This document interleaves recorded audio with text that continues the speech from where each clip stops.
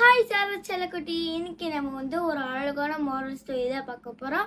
சரி வாங்க, time waste பண்ணாமல் ஸ்டோரிக்குள்ளே போகலாம்.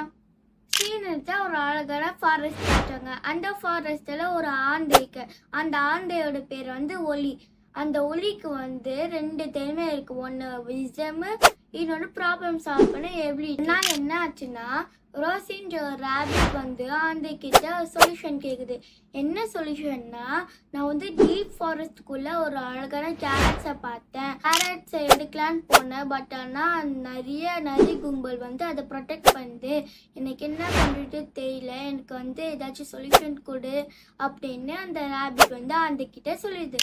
எல்லாம் கேட்டுட்டு இருந்த அந்த ஆந்தை என்ன யோசிக்குதுன்னா, நம்ம இவளுக்கு இந்த மாதிரி சொல்யூஷன் கொடுக்கக்கூடாது. என்ன மாதிரி சொல்யூஷன்னா, நீ அந்த கேரட் கிட்ட போகாத, இல்லைன்னா அந்த நரி உன்னை அடிச்சிடும் சொல்லாம வேற மாதிரி நம்ம சொல்லலான்னு அந்த ஆந்தை மனசுக்குள்ள யோசிச்சிருக்கு. அந்த ரேபிட்டும் சொல்ல, இந்த ஆந்தையும் கேட்க. இப்போ கடைசியா அந்த ஆந்தை ஒரு சொல்யூஷன் தருது. என்ன சொல்யூஷன்னா, நீ போய் அந்த நரி கூட்டம் கிட்ட நம்ம 2 பேரும் கேரட்ஸை ஷேர் பண்ணிக்கலாமான்னு போய் கேட்டுப்பாரு அப்படின்னு அந்த ஆந்தை சொல்லுது. இந்த மாதிரி அந்த ஆந்தை சொல்யூஷன் தர அந்த ரேபிட்டும் மனசுக்குள்ள தைரியம் வர வச்சுட்டு அந்த நரி கூட்டம் கிட்ட போகுது.